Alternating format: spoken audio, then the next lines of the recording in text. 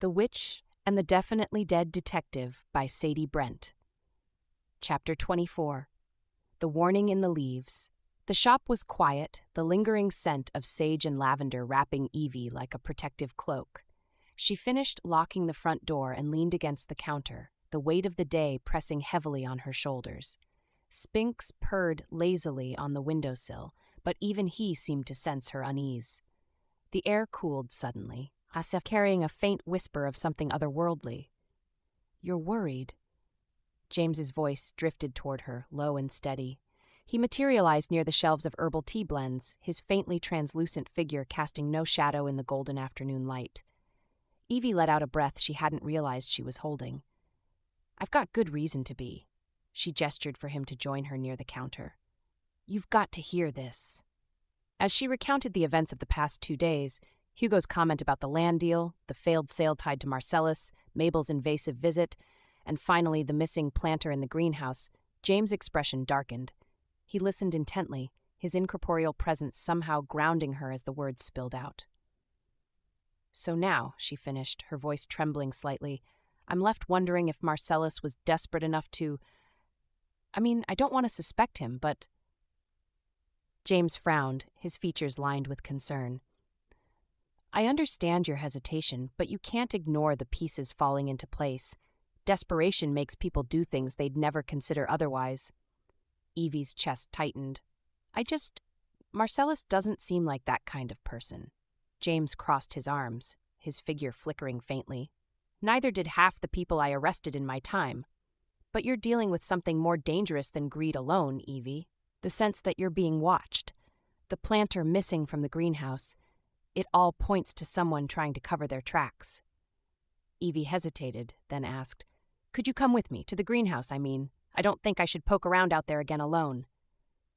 James's expression softened, his regret visible even in his ghostly form. "I wish I could, but I'm tied to this place, Evie. I can't leave the shop."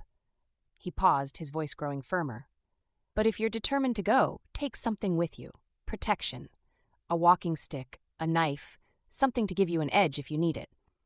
"Do you think I'll need it?" she asked, her voice barely above a whisper.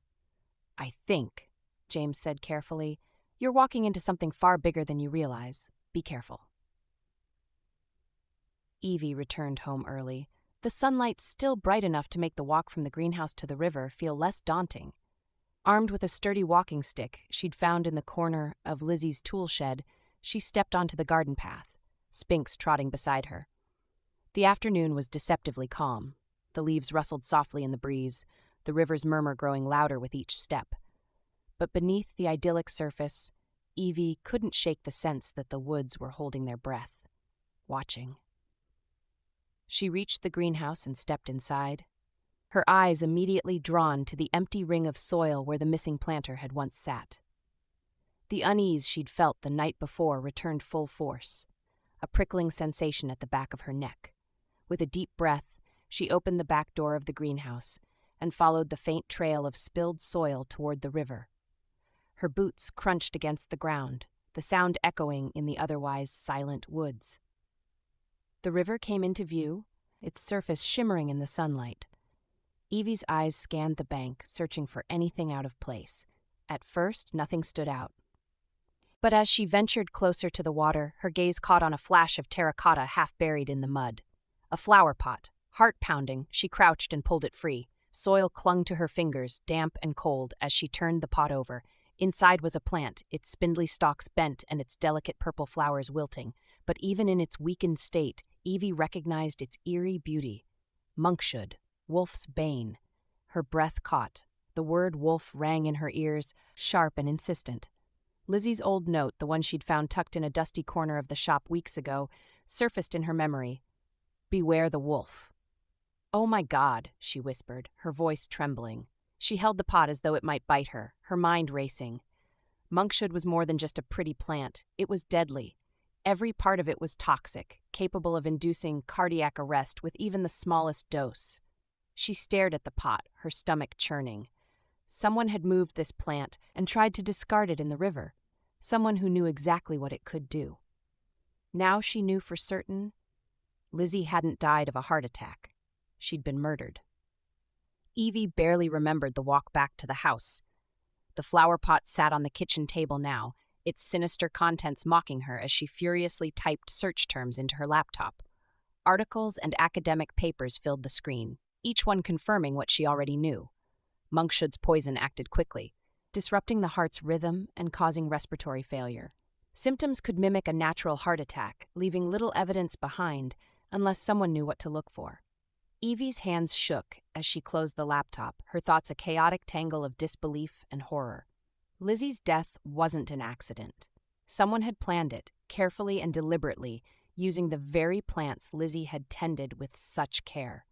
The question burned in her mind, relentless and sharp. Who?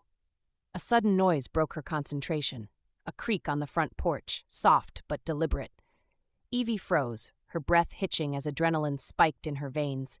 Spinks hissed, his golden eyes fixed on the door. Heart pounding, Evie reached for the walking stick she'd left leaning against the wall. She gripped it tightly, her knuckles white, as she moved toward the window. Peering through the curtain, she scanned the porch and the yard beyond. Nothing. Just the empty expanse of her front garden, bathed in the faint glow of the setting sun. But the feeling was still there, heavy and suffocating. She was being watched. "Lizzie?" Evie whispered, her voice trembling. "What have I gotten myself into?" Spinks leaped onto the windowsill, his fur still bristling. His low growl was the only sound in the house as Evie stepped back from the window, her pulse thundering in her ears. Lizzie had warned her about the wolf. Now it was circling closer.